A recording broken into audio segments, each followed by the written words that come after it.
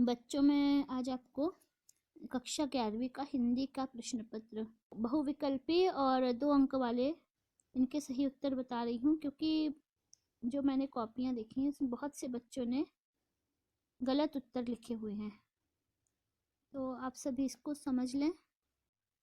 बहुविकल्पीय में पहला प्रश्न है, कबीर ने कुम्हार को किसका प्रतीक माना है? इसका सही उत्तर है ईश्वर का। दूसरा प्रश्न है, नमक के बोरों से भरी गाड़ियां किसकी थीं?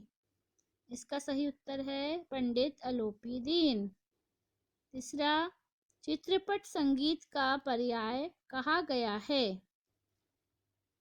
उत्तर स, लता मंगेशकर को। प्रश्न 4, गागर में सागर भरना मुहावरे का अर्थ है? स, कम शब्दों में अधिक बात कहना। प्रश्न 2, रिक्त स्थान की पूर्ति। पहला, मीरा ने, इसमें होगा आंसुओं। आंसुओं के जल से सींचकर प्रेम बेल को बोया है। दूसरा, नान बाइयों के मसीहा मियां नसरुद्दीन कौन थे?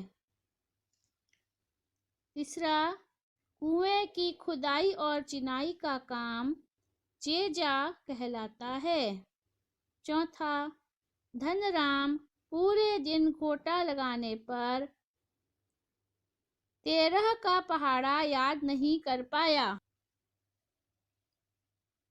इसके बाद आपका तीसरा प्रश्न है, सत्य और असत्य लिखिए। धनराम कुशाग्र बुद्धि का बालक था, ये असत्य है। दोहा और रोला मिलकर कुंडलियां छंद बनता है, ये सत्य है। तीसरा, मुहावरे पूर्ण वाक्य न होकर के वाक्यांश होते हैं, ये सत्य है। चौथा, डायरी हमारी सबसे अच्छी मित्र है, ये भी सत्य है। सही जोड़ी बनाइए। प्रश्न 4, इसमें पहला है कम खर्च करने वाला, इसका उत्तर है मितव्ययी। पट का अर्थ पर्दा। तीसरा, रस के अंग, रस के 4 अंग होते हैं। चौथा, शब्द गुण, ओज प्रसाद माधुर्य। इसके बाद 5वां प्रश्न है, एक वाक्य या शब्द में उत्तर दीजिए। ये एक एक अंक के हैं प्रत्येक प्रश्न। पहला प्रश्न है, मानव शरीर का निर्माण किन पंच तत्वों से हुआ है? इसका सही उत्तर है, मानव शरीर का निर्माण अग्नि, जल, वायु, धरती, आकाश, इन पंच तत्वों से हुआ है। दूसरा प्रश्न है, मीरा कृष्ण की प्रीति रूपी दूध को किससे मथना चाहती है? इसका उत्तर होगा, मीरा कृष्ण की प्रीति रूपी दूध को प्रेम रूपी मथनी से मथना चाहती है। प्रश्न 3, संगीत कब नीरस होगा? इसका उत्तर है, जब संगीत में रंजकता नहीं होगी तब वह नीरस होगा। प्रश्न 4, पटकथा की मूल इकाई क्या होती है? इसका उत्तर है, पटकथा की मूल इकाई दृश्य है। प्रश्न 6, कबीर ने अपने को दीवाना क्यों कहा है? इसका उत्तर है, एक साधक के रूप में ईश्वर के प्रति कबीर की सच्ची एवं अनन्य भक्ति ने उन्हें पागल सा कर दिया है, इसलिए कबीर ने अपने को दीवाना कहा। में अथवा वाला प्रश्न है, लोग मीरा को बावरी क्यों कहते हैं? इसका उत्तर है, मीरा विवाहित होते हुए भी अपने पैरों में घुंघरू बांधकर सार्वजनिक रूप से कृष्ण को अपना पति मानकर नाचती है। उनके प्रेम में अत्यधिक दीवानी होकर परिवार, रिश्ते सबका त्याग करती है। इसलिए लोग मीरा को बावरी पागल कहते हैं। प्रश्न 7, मीरा ने सहज मिले अविनाशी क्यों कहा है? इसका उत्तर है, मीरा ने कृष्ण को अनश्वर अर्थात अविनाशी कहा है। सच्चे मन से और पूर्ण भक्ति भाव से प्रभु के स्मरण में लीन होने पर वे सहजता से प्राप्त होते हैं। प्रश्न 7 का अथवा, कबीर दास जी ने किस प्रकार आत्मा को अविनाशी सिद्ध किया है? उत्तर, कबीर दास जी के अनुसार कोई भी बढ़ई लकड़ी को तो काट सकता है किंतु उस लकड़ी में छुपी अग्नि को नहीं काट सकता। उसी प्रकार मनुष्य का शरीर नश्वर है किंतु उसमें छुपी या व्याप्त आत्मा अविनाशी है।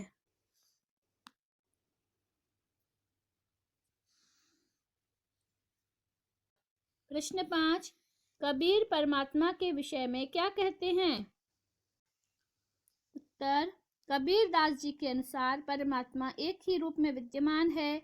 सभी प्राणियों में एक ही परमात्मा व्याप्त है। प्रश्न 8 का अथवा वाला प्रश्न है, मीरा कृष्ण की उपासना किस रूप में करती है? वह रूप कैसा है? उत्तर, मीरा कृष्ण की उपासना पति रूप में करती है। मीरा के कृष्ण पर्वत को अंगुली पर धारण करने वाले, सिर पर मोर मुकुट पहनने वाले हैं। प्रश्न 9, लेखिका मियां नसरुद्दीन के पास क्यों गई थी? उत्तर, लेखिका मियां नसरुद्दीन के पास उनकी रोटियों की कारीगरी और नानबाई के विषय में अपनी जिज्ञासा के समाधान के लिए को जानने के लिए गई थी। 9 का अथवा, लेखक प्रेमचंद ने मासिक वेतन को पूर्णमासी का चांद क्यों कहा है?